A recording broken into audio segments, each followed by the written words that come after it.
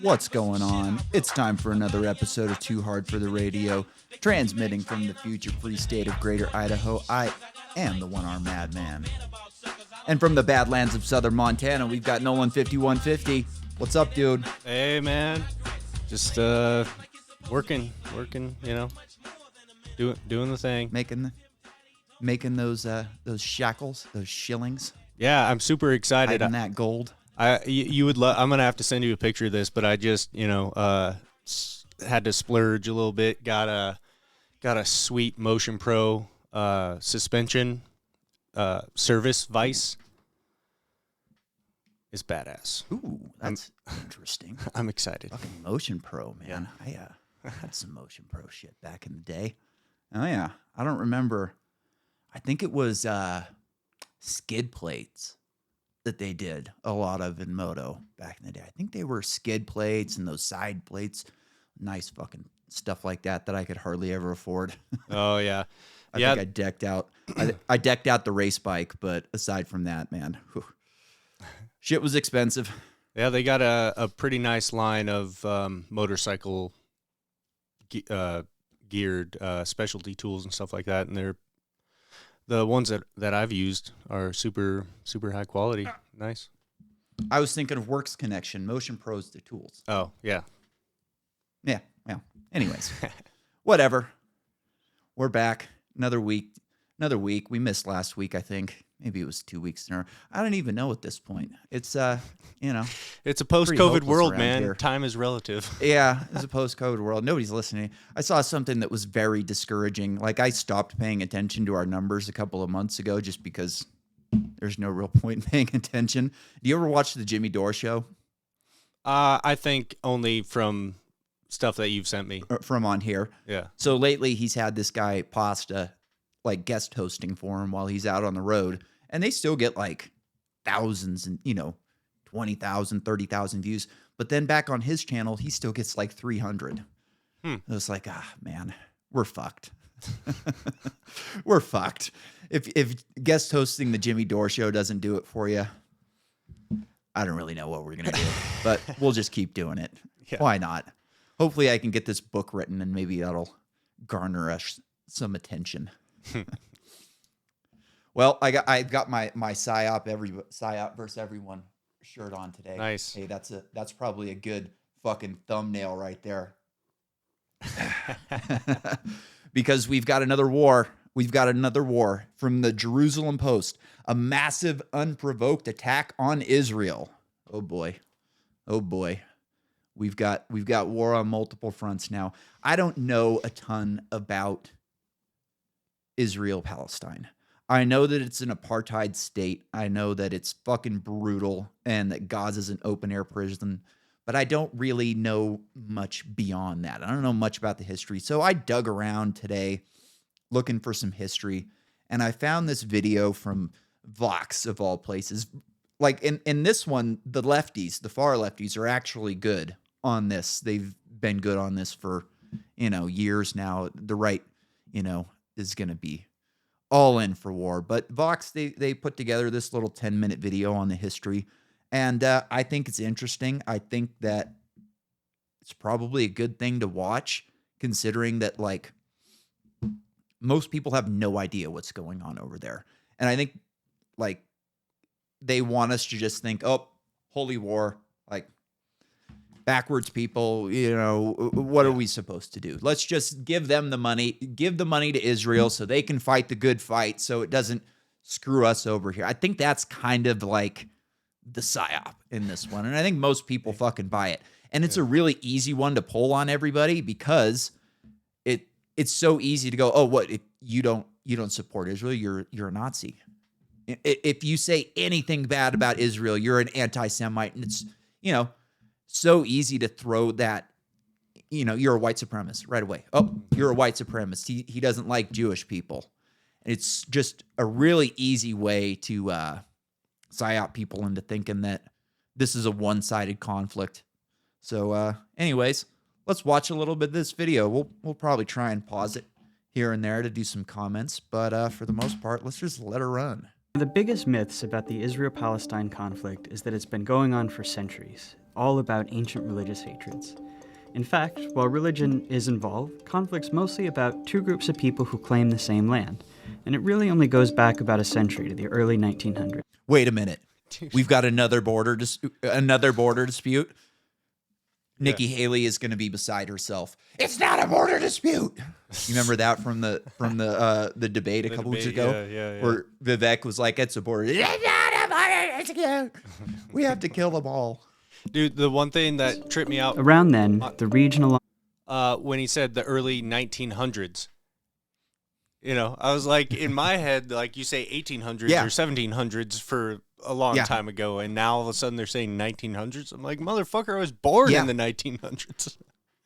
Yeah, most of this is post World War II. Like pre World War, there's a little bit that happens. You know, it changes hands here and there, but like most of the shit that's happening today is all post war, which is, like you said, that's fucking crazy because they want you to just think it's this holy war that's been going on forever that we couldn't understand even if we wanted to. Yeah. Oh, they're just different cultures. They have different histories. You couldn't understand even if you wanted to. So just support the good guys.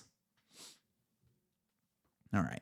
In the eastern Mediterranean we now call Israel-Palestine, been under Ottoman rule for centuries, was religiously diverse, including mostly Muslims and Christians, also a small number of Jews who lived generally in peace. It was changing in two important ways. First, more people in the region were developing a sense of being not just... And not only, like, do they want you to think that this is something that's been going on forever, but, like, they just... Oh, yeah, it was relatively peaceful until fucking politics got involved. Yep. Ethnic Arabs, but Palestinians, a distinct national identity. At the same time, not so far away in Europe, more Jews were joining a movement called Zionism, which said that Judaism was not just a religion, but a nationality, one that deserved a nation of its own. And after centuries of persecution, many believed a Jewish state was their only way of safety and saw their historic homeland in the Middle East as their best hope for establishing it. In the first decades of the 20th century, tens of thousands of European Jews moved there. Okay, so now imagine this. Like, this is an ethno-state, clearly. Like, we are based on a religion and a race. Like, Judaism is a race, Zionism, it's a race. It's a race and a religion, and that's what our state is based off of. And everybody in America supports that. Imagine if Matt Gaetz, instead of saying we want to shut down the government, he said we want to create a white ethno-state of white Christians. And that's going to be America. Like, that's kind of what they say our country is anyways. But just imagine if we tried to pull something like that in America today. It would never fucking fly. Never. But we didn't get holocausted. I did the holocausting. After World War I, the Ottoman Empire collapsed, and British and French empires carved up the Middle East, the British taking control of a region it called the British Mandate for Palestine. At first, the British allowed Jewish immigration, but as more Jews arrived, settling into farming communities, tension between Jews and Arabs grew. Both sides committed acts of violence, and by the 1930s, the British began limiting Jewish immigration. In response, Jewish militias formed to fight both the local Arabs and to resist British rule. Then came the Holocaust, leading many more Jews to flee Europe for British Palestine and galvanizing much of the world in support of a Jewish state. Now, in other videos that I've watched on this today, Britain really did fucking that area dirty. They promised it to like 3 different groups. Yeah. Like, oh yeah, you can have it, you can have it, you can have it. And eventually the Jews got it. But dude, the British Empire these were brutal fucking people. So like, it's not hard to imagine that they wanted to fight off the British. Like, you've got some empire, and this is back in with ships, sailing ships. So not only do you have some empire on the other side of the world running your life, but they're doing it over boat. So, like, if there's a conflict, it takes 6 months to resolve. That's something that a lot of people don't realize about the American Revolution. It's like things took a long time to happen back then. Yeah. It was like you said in a letter, you formulate this letter, you have this big group of people. You got to get all these people together. They've all got to travel with horse and buggy to get to one place. And they put together the letter, they sign it, they send it over to France. France has to get everybody together. They're going to debate it. Or not France, England. And well, maybe France also, because they were asking for French's help, with the Navy. So think about how long that took. Like once we were at war, to get France's help. Like, hey, we're asking, well, maybe we could send this many. Well, we'd like this many. And meanwhile, 2 years has gone by. Yep. All right. 1947, as sectarian violence between Jews and Arabs there grew, the United Nations approved a plan to divide British Palestine into 2 separate states. One for Jews, Israel, and one for Arabs, Palestine. 2 City of separate Jerusalem, states. where Jews, Muslims, and Christians all have holy sites, was to become a special international zone. The plan was meant to give Jews a state, to establish Palestinian independence, and to end the sectarian violence that the British could no longer control. The Jews accepted the plan, and they declared Yeah, the independence British, we're as outta Israel. here. But Screw Arabs this. throughout the region Have fun. saw the UN plan as just more European colonialism trying to steal their land. Many of the Arab states, who had just Imagine recently that. won independence themselves, declared Imagine that. A bunch of white people who just colonized you took off and gave it to a bunch of other, like, technically white people. For Arabs who've never, like, really interacted with white people, what's the difference between a white Jew and a white Englishman? Not much. So to view it as, like, another act of colonialism seems like, I mean, these are very uneducated people today. Imagine how uneducated they were back then. You knew about Muhammad, and that's about it. You knew how to carry water, and you do your job, and you knew how to pray to Muhammad and do your thing. But that's about it. Like, you don't know. You're not reading books and shit. They're not reading books and shit now. They definitely weren't 50, 60 years ago, 100 years ago. war on Israel in an effort to establish a unified Arab Palestine where all of British Palestine had been. The new state of Israel won the war, but in the process, they pushed well past their borders under the UN plan, taking the western half of Jerusalem and much of the land that was to have been part of Palestine. They also expelled huge numbers of Palestinians from their homes, creating a massive refugee population whose descendants today number about 7 million. At the end of the war, Israel controlled all of the territory except for Gaza, which Egypt controlled, and the West Bank, named because it's west of the Jordan River, which Jordan controlled. This was the beginning of the decades-long Arab-Israeli conflict. Now, Gaza is 5 miles by 25 miles, and right now over 2 million people live there. It's one of the most densely populated places on the planet. Wow. I lived in San Francisco. San Francisco is 7 miles by 7 miles, and 700,000 people live there. You can barely drive or walk through the streets. Imagine 2 million people in an area that small where they get about 2 to 3 hours of electricity a day. No running water. Like the entire place is fires, no electricity for most people. You've got hospitals that don't have 24/7 electricity. So,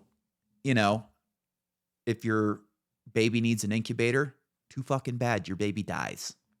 Do you know? That's kind of how it goes. Do you know? Is it like all just like shanties stacked on top of each other, or just crappy little 1-bedroom apartments? And like you've seen the movie The City of God about the favelas, yeah, right? Imagine City of God, Yeah. just a massive favela. Like the powerful are gonna rule over the weak. The strong are gonna take from the poor. It's a fucking mess. It's an open air prison. Like these people aren't allowed to leave. Jeez. So, and they've been under embargo essentially, or under siege for the past 20, 30 years, to where they can't get basic services. They can't get food. I mean, it's a real freaking mess. Just a humanitarian disaster. Yeah. Easily, like just a complete disaster. Probably one of the worst places you could live on this planet outside of North Korea. It doesn't get much worse than where they're at. Maybe living under Zelensky. During this period, many Jews in Arab-majority countries fled or were expelled, arriving in Israel. Then something happened that transformed the conflict. In 1967, Israel and the neighboring Arab states fought another war. When it ended, Israel had seized the Golan Heights from Syria, the West Bank from Jordan, and both Gaza and the Sinai Peninsula from Egypt. Israel was now occupying the Palestinian territories, including all of Jerusalem and its holy sites.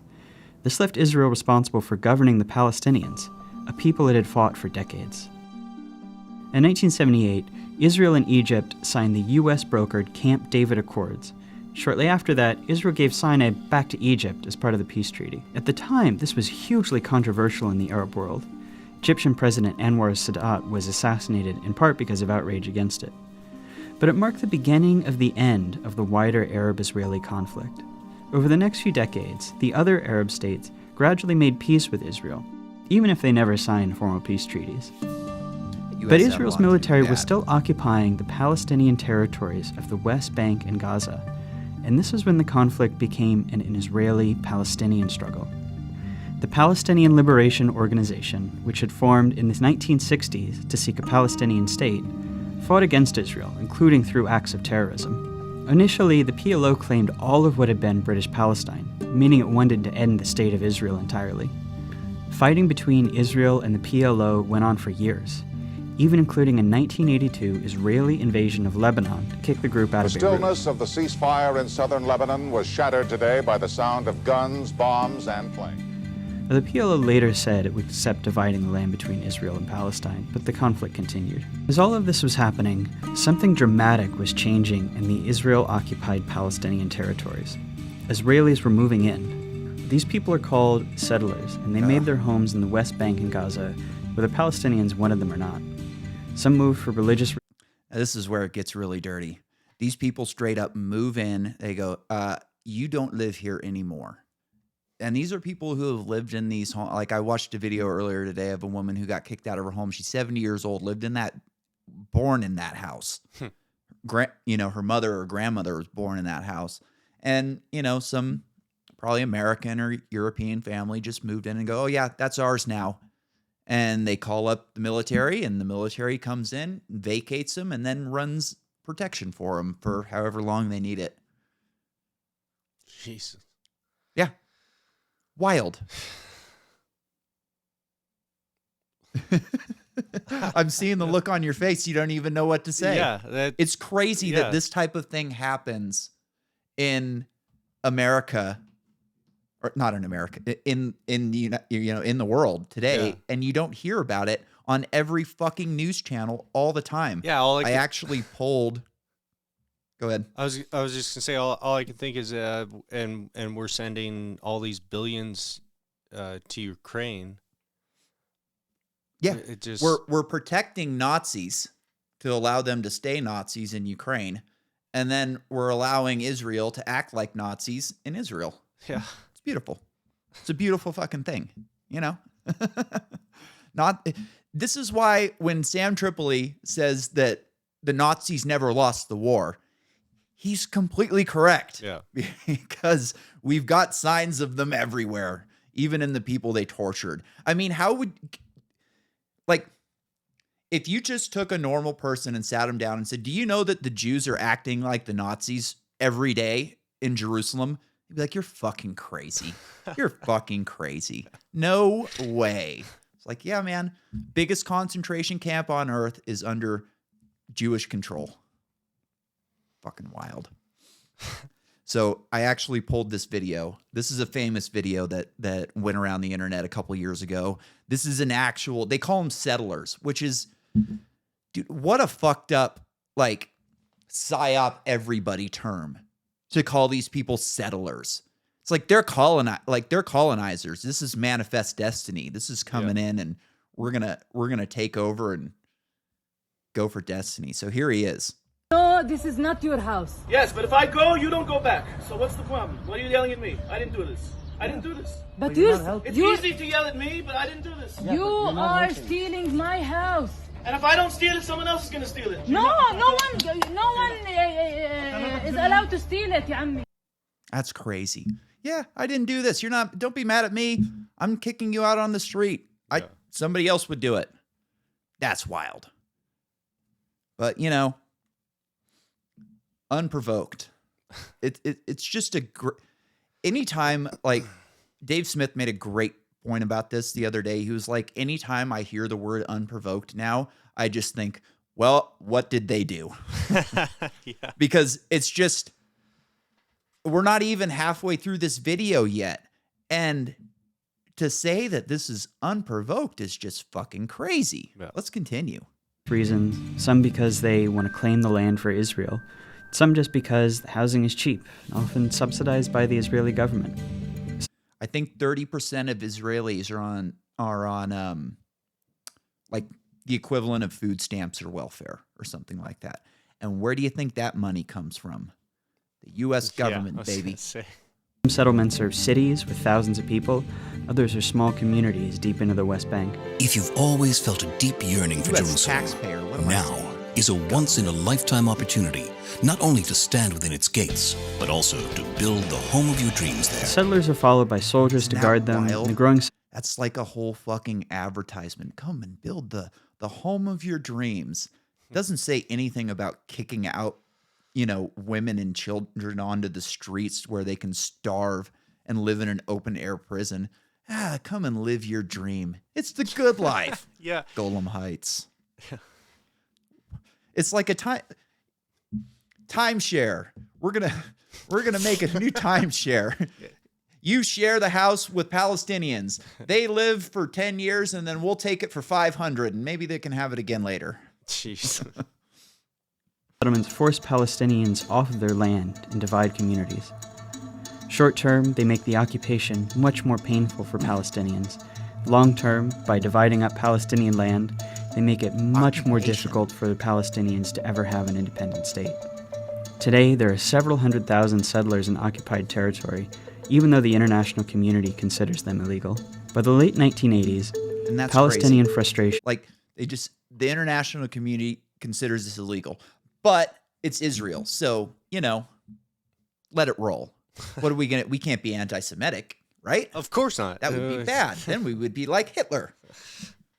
I'm sorry. Then we would be like Trump. exploded into the Intifada, which is the Arabic word for uprising. It began with mostly protests and boycotts, but soon became violent. Israel responded with heavy force. A couple hundred Israelis, over 1,000 Palestinians died in the First Intifada. Around the same time, a group of Palestinians in Gaza, who considered the PLO too secular, too compromise-minded, created Hamas, a violent extremist group dedicated to Israel's destruction. By the early 1990s, it's clear that Imagine that. Like, why would something like that? These people must just be crazy. What have they done to deserve that? Violence. Huh. I mean, Uprising. they're really nice when they kick you out of their house. Yeah, That guy was Extremely he said polite. sorry.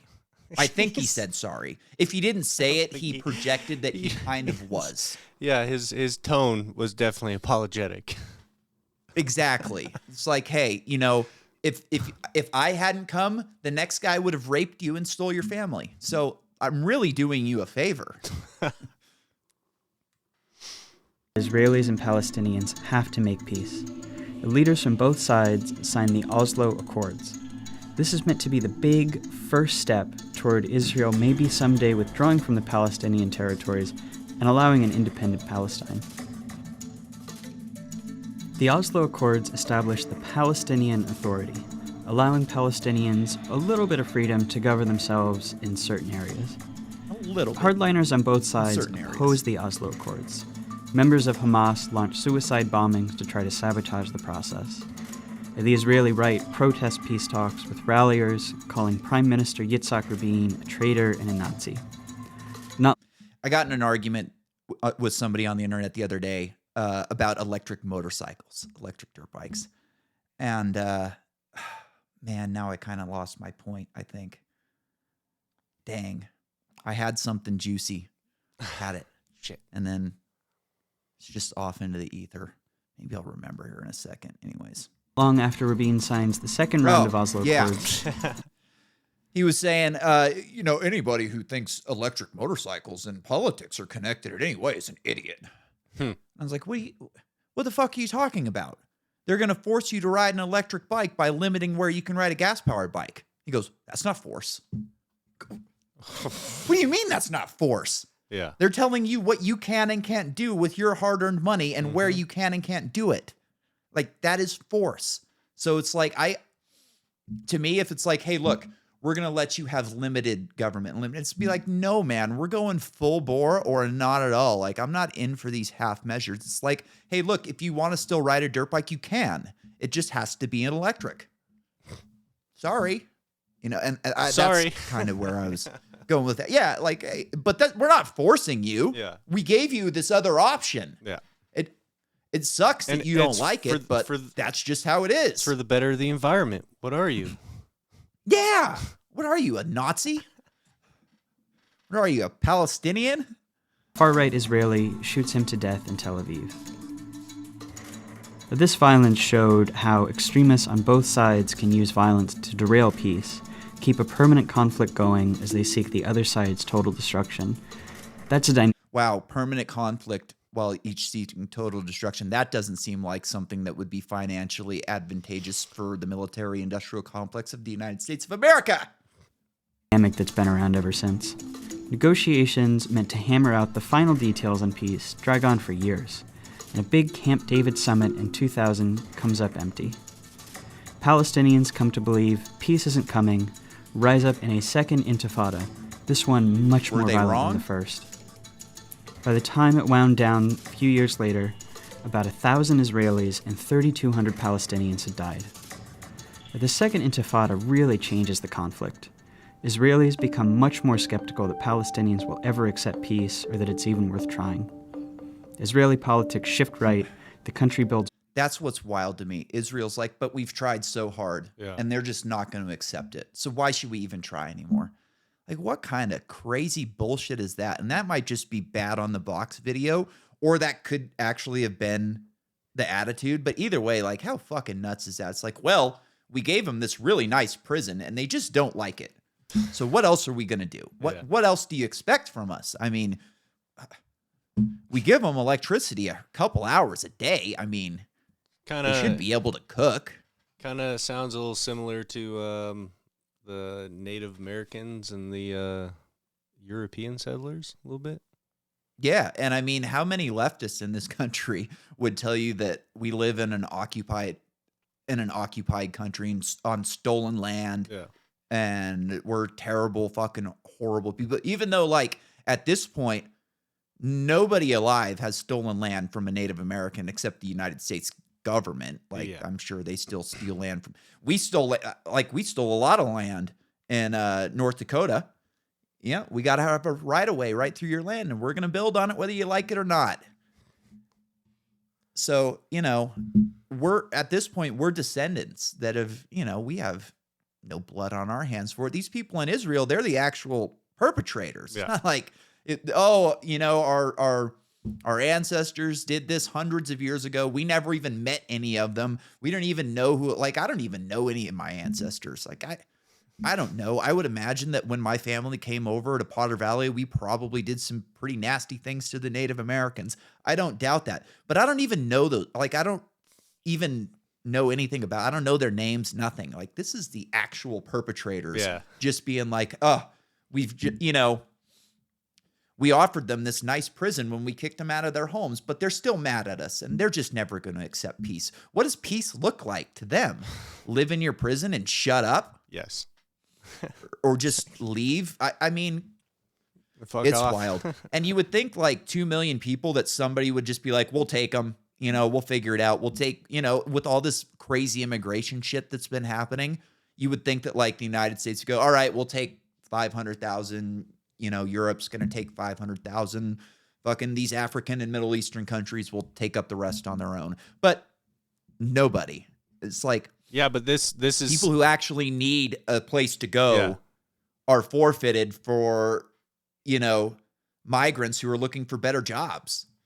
But it's such a hotbed for attention and the military complex. That was the first thing. And it's so I easy thought, to get people riled up over Middle exactly. Eastern terrorism. That's what I'm saying. Oh, they hate you because they're free. Yeah. They just want to kill you. We can't understand them. They're just backward savages. Yeah, all I thought as soon the first headline I saw about all this, like, oh, okay, it's just another headline. I'm sure the Ukraine headlines are starting to lose traction and lose attention and stuff like that. So now here we go again. Here's it's the tried and true. Support. And after we get through this video, we'll fucking get into that a little bit more. Walls and checkpoints to control Palestinians' movements. They're not really trying to solve the conflict anymore, just manage it. The Palestinians are left feeling like negotiating didn't work. Brutally terrorize people, brutally subjugate them and keep them into a prison. That's managing the situation. Conflict management. Some of the things resolution. these people do with language, some of these fucking games they play with language. We're going to watch a video next week of my mayor of Boise, Lori McLean, just manipulating language. It's really sick the way they do. We're managing the situation. Yeah. And violence didn't work, and that they're stuck under an ever-growing occupation with no future as a people. That year, Israel withdraws from Gaza. Hamas gains power, but splits from the Palestinian Authority in a short civil war, dividing Gaza from the West Bank. Now, I don't know if it's later on in this video, if it is, spoiler, but Hamas gaining power was actually an election that was sought over by American diplomats. I think one of them was Jimmy Carter, and they called it a free and fair election, whatever that's worth to you. But yeah, right. You know what I mean? Like, I don't believe in elections. I don't think any election is free and fair. Like, I don't buy that. But that was the narrative, at least, that it was a free and fair. So take that as you would. Like, did these people take over power? Were they granted it? I don't fucking know. But that was the case. We called it free and fair. Israel puts Gaza under a suffocating blockade, and unemployment rises to 40%. This is the state of the conflict as we know it today. It's relatively new, and it's unbearable for Palestinians. In the West Bank, more and more settlements are smothering Palestinians, often respond with protests and sometimes with violence, though most just want normal lives. In Gaza, Hamas and other violent groups have periodic wars with Israel. The fighting overwhelmingly kills Palestinians, including lots of civilians. In Israel itself, most people have become apathetic. For the most part, the occupation keeps the conflict relatively removed from their daily lives, with moments of brief but horrible violence. There's little political will for peace. No one really knows where the conflict goes from here. Well, maybe a third intifada. Man, what a sick fucking... Like, we have to do it too. Like, as Americans, we have to be complacent. If we paid attention to, like, every person that the United States government slaughtered, we would have no time. Like, Michael Storm, last time he was on, he was talking about how his job at one point was to watch police videos. And I was like, dude, that must just be fucking horrible for your soul. Like, just, ugh. So, like, I get it that you're living in complacency, but this is pretty in your face. When we kill people, they're typically a long ways away, if not our neighbor. Like, you know, the government fucking imprisons nonviolent criminals at a higher rate than anywhere in the world.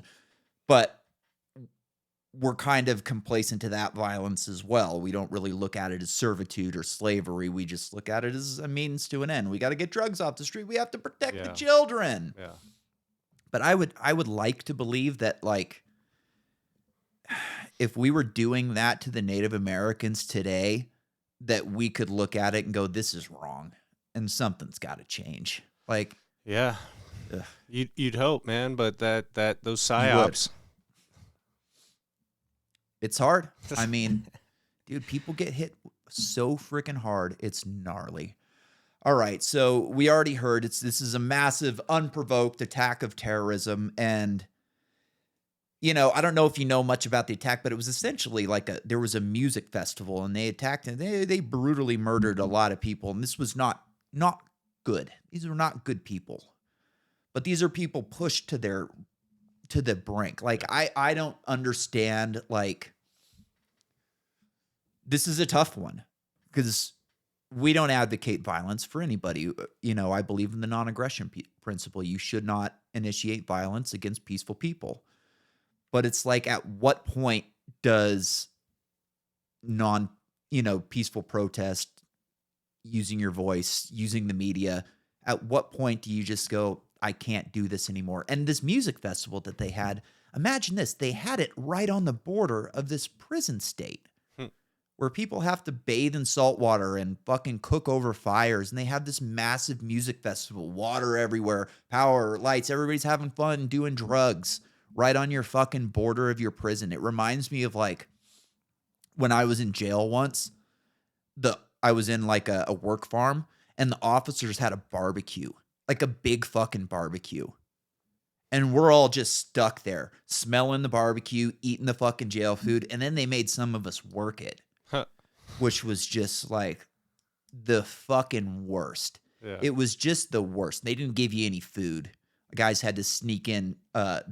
One of the guys got 2 latex gloves, tied the thumbs together, and then wrapped it around his cock, full of fucking tri-tip in each one. So we had tri-tip for a couple days. Nice. But yeah, man, I can't imagine if you're these people who are just been pushed as far as you possibly can, and they're gonna come and have a fucking music festival right on your on the door to your cage. Oh man, that would be pretty bad. So let's go to the media and hear how the media is covering this. Let's go to NBC. Just a state of shock in this country that they could have been caught so off guard. Something else we've been seeing on the road, the truck has moved away now, but we just saw a truck carrying a battery of Israeli Iron Dome missile interceptors. This is this highly sophisticated Israeli air defense system developed with support from the United States. It is the backbone of Israel's defenses. It is what Israel relies on to protect its civilians from this rocket fire from Gaza. But whatever happened in the early hours of this morning, the Iron Dome was not able to stop this barrage. The Israeli military says it was more than 2,000 rockets fired. And Joe, we have just seen plumes of smoke all across southern Israel where these rockets landed, on homes, on warehouses. And there is just a sense of disbelief at what is happening right now. It's just crazy. A state of How shock. Could anybody ever predicted that something like this would happen? How could it possibly get past all of our technology in the Iron Dome? Oh my goodness. Yeah. I'm calling false flag on this one right away. That's what I was thinking. Think that they knew that this was going to happen. And yeah, I mean, this is politically expedient. The war in Ukraine is losing support. European countries don't want to pay their fair share. Americans are fucking sick of it. Yeah. They are sick of it. Canada just applauded a Nazi. You think they want that to happen again? Ukraine's starting to get out of control. Zelensky's losing his fucking mind today. He's calling up, hey, the Nazis are going to kill me. You know what I mean? Yeah, I don't know, man. I'm calling false flag on this. I think they probably knew. I was wondering how many, it said over 2,000 rockets. I wonder how many of those rockets said made in USA. Yeah, right out of Afghanistan. Right. I mean, where do you think all this fucking equipment that we left lying around went? Thank you, Somebody's Biden. Making good use of it. Yeah. Thank you, Uncle Joe. Yeah. Well, we talked about her earlier. Let's hear how Miss Nikki Haley's taking this one. Something tells me she's beside herself, just so sad, and probably can't even think of what else to do except just mourn and pray. Let's step back because I want the American people to kind of take this in for a second. Just imagine that here the Israelis woke up and communities were bombarded. Families were murdered. Women and children were taken hostage, dragged through the streets. The elderly were taken. All of this has happened in front of everyone. on top of thousands of rockets that hit Israel. This should be personal for every woman and man in America. Why?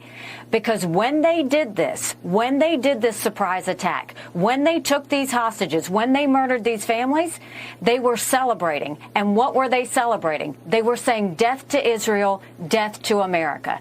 This is not just an attack on Israel. This is an attack on America because they hate us just as much. And what we have to understand is this is the reason that we have to unite around making sure our enemies do not hurt our friends. America can never be so arrogant to think we don't need friends, just like we needed them on 9/11. That's why Ukraine needs us when Russia's doing this. That's why Israel needs us when Hamas and Iran are doing this. And I'll say this to Prime Minister Netanyahu, finish them. Finish them. Hamas did this. You know Iran's behind it. Finish them. They should have hell to pay for what they've just done. Ugh, this woman is a dirty, disgusting war pig. She's just, I bet she's having a fucking orgasm under that red dress of hers. She just loves it. Blood and guts and destruction. Let's give more money to Lockheed Martin. This is attack against you. They hate you. And this goes back to our discussion on Ukraine. I remember a couple months ago, we were talking, imagine if me and you got in a war, but I was supported by Cabela's. Yeah. Like, you would be at war with Cabela's. You're not at war with me. You're at war with the fucking big company who's sending me all my weapons. Mm-hmm. So, yeah, I could imagine that these people are not fond of America. Yeah, but like she was saying, it's not a war on us, on America. It's it's a border dispute. Yeah. No, it's not. It's a border dispute that we're backing, right? Yeah, and the weird thing is it's like, yeah, again, borders are important everywhere but here. Mm-hmm. And Gaza doesn't have a border. They're not a state. How do you call a prison gate, or like, if I'm behind a prison cell, I don't call that cell wall a border. I call it a cell. Like, borders are between two countries. Palestine is not a state. Gaza is not a state. It's a fucking prison. So, like, it's not even really a border, deal. It's a territory dispute. Because we're not even talking about two different borders. We're talking about a territory that has been disputed for the last 100 years, essentially. But man, she is something, right? Yeah. Imagine if they just woke up and saw this crazy things. Let's you think Gaza hasn't gone through that? Like, they haven't woke up to destruction? Let's look into Gaza, Operation Protective Edge. The human toll of violence, Operation Protective Edge, saw more than 2,000 Palestinian deaths, including more than 500 children, and more than 10,000 people injured. Thousands fled their homes. War crimes. During the conflict, family homes were among the targets for airstrikes. Our research shows that there was a failure to take necessary precautions to avoid excess harm to civilians, which is against international humanitarian law. So, yeah, it's not like violence is that these are just two peaceful peoples. Like, they have been committing violence on these people for a long time. That's just one operation. Here's another operation. Operation Cast Lead. Facts and figures. According to the investigation by the independent Israeli and Palestinian human rights organizations, between 1385 and 1419 Palestinians were killed during Cast Lead, a majority of them civilians, including at least 308 minors under the age of 18. More than 5,000 were wounded. According to the UN, 3,540 homes were destroyed and another 2,870 sustained severe damage. More than 20,000 people, many of them already refugees, some of them 3 times over, were made homeless. That's nice. So they've been destroying this place over and over. This was in 2008. The last one was in 2014. So this is very recent. This is not like something that happened 20, 30 years ago that nobody remembers. Like, these people are still alive today. Yeah. Children who had that happen are fighting age now. You think that doesn't make it? This is the whole blowback argument that Ron Paul made to Rudy Giuliani. that Rudy Giuliani was, I can't believe you would say something like that. And it's like this whole, they hate us because we're free. They hate us because we're America. They hate us for all these other ridiculous reasons. It's just nothing but propaganda. Yeah. Anyways, let's see. I've got a couple other videos here. What we got? No, this Whoa, is not your already house. played that Yes, one. That's why it's back. black. So what? All right. I mean, it wouldn't be war propaganda without Lindsey Graham, right?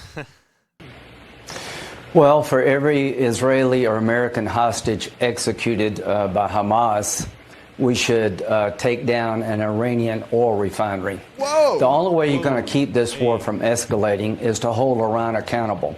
How much more death and destruction do we have to take from the Iranian regime? I am confident this was planned and funded by the Iranians. Hamas is a bunch of animals who deserve to be treated like animals. So that's interesting. There are a bunch of animals who deserve to be treated like animals. Well, wait a minute. Is that not how they've been treated for the past 50 years, 60 years? I mean, I would get pretty sick of being treated like an animal. I don't know about you. I've been in jail before. You're treated like an animal. Yeah. And the COs get their asses kicked quite a bit, especially the ones that are dickheads. I thought that was wild. That they're animals and they need to be treated like animals. It's like, well, they are. Yeah. And that's the problem. Crazy. If I was Israel, I would go in on the ground. There is no truce to be had here. I would dismantle Hamas. This is the best opportunity Israel has to destroy Hamas. Take it to the Iranians. If you harm one American in Syria by using your Iranian militia against us in Syria, if you escalate the war by urging Hezbollah to attack Israel in the north, if Hamas kills one American or Israeli hostage, we're going to blow up your oil refineries and put you out of business. It is now time to take the war to the Ayatollah's backyard. Yeah. You think Lindsey Graham cares about your gas prices, people? Nope. No. Isn't that fucking beautiful? Hey, let's go to war with Iran. Why not? Let's go back. Let's go it's back. their fault. Let's just go right to Iran. Yeah. Let's go to the source of this. I don't even know. Like, I didn't have time to dig into that.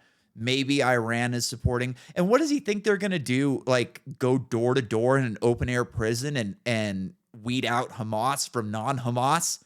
Nah, man. Like, how the fuck are you going to tell the difference of these people? They're it's- all just poor people trying to survive. Like, I don't know what he thinks he could do. It's Lindsey it's Desert Storm 3. That's the opener. Right? That's the Yeah. opener to World War 3. It's crazy. He's a sick fucking twisted individual. There's another piece of propaganda that, again, I'm going to call this one propaganda right away. This was all over the news this morning. At least 40 babies killed. Foreign reporter taken to a massacre site in Kafazar, the Times of Israel. So again, we're right back to the Times of Israel, who was saying unprovoked. And now they're telling us 40 babies killed. And of course, this goes right back to Desert Storm, where Kuwait was stabbing and killing babies through the incubators and then stealing the incubators and taking them back. And this was like a, some 15-year-old girl testified to this in front of the UN. Turns out that she was the daughter of a diplomat and the entire story was fake. What? Oh, yeah. You didn't know that? Oh, yeah. That was a fake fucking story. Propaganda. And then, of course, we can't forget, the Russians. They're going door to door and they're raping women and stealing children to send them back to Russia to be raised to go against Ukraine. And I mean, that's a cool story. That's my favorite. And I think that was Nikki Haley that pulled that one in the debate. But gotta love Nikki Haley, right? Yeah. This is going to be a real mess. We're pretty, like, I wouldn't be surprised if we're in all-out world war in another 6 months. At war with China. At some point, these neocons are just going to go, screw it. We got to go for it. And I wouldn't be surprised if we're in just...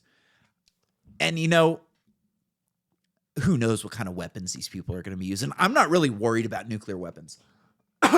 I think that these people want a civilization. I don't think they want to destroy, like, they want civilization for selfish reasons. They like restaurants. Yeah. They like going to Paris. They like making money. You know, they want to do exactly. Like, they want to have lavish lives. They don't want to live underground. So they're going to go all out war without destroying the planet. And I mean, who knows what they could do? They could go tactical nuclear weapons. They could do, you know, what are those? The tidal wave bombs. Yeah. Well, I wouldn't be surprised if we dropped an asteroid on somebody. Maybe blow a volcano. I think we can blow volcanoes. Maybe an earthquake. Give somebody an earthquake. That'd be fun. Dude, the most fucked up part is probably all, like, Russia, China, the U.S., UK, all the European countries. All these high roller motherfuckers are probably all in cahoots with each other, and this, you know, you gotta crack a couple eggs, so we lose a few thousand Ukrainians or whatever, you know what I mean? But fucking elections, just a little over a year away. We gotta start ramping it up. We gotta get this war drama riled up. Just in time for let's get those gas for prices. COVID for let's COVID get those lockdowns gas prices again. up and get Joe Biden out of office. Yeah. We got to get Ron in there. Let's get those gas prices up.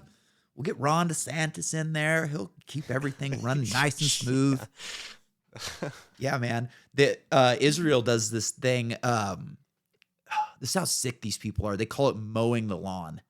So they essentially just go into Gaza every few years and just destroy shit to kind of like keep the keep the insurgency knock down. The Yeah, mowing the lawn. Jeez. Yeah, man. Sick people. But you know, Lindsey Graham for president. I mean, this week he finally came clean and told us how he really feels. Here we go. I did not send you this one in pre-show because I wanted you to hear it first here. We had to keep the government open. We got 45 days to fix both problems. Listen, people call me Lady G just because I like to cross-dress.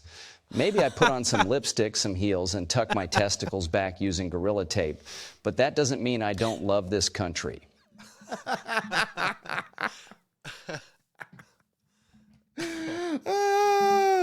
That's fucking great. Dude, when I heard that, I didn't know if it was AI or just some brilliant voice actor. So I had to text friend of the show, our AI expert, Daniel Steele, and he confirmed this was artificial intelligence. Yeah, it sounded which AI. I thought was fucking which I thought was beautiful. This is why they want to regulate this shit so bad. Can you imagine like how pissed off he is? Because you know he's seen this. It's all over Twitter. Like when you search Lindsey Graham on Twitter, this is the first thing that pops up. And that must piss him off so much, which makes me so happy. His old ass is probably like, shit, I thought I turned the recorder off.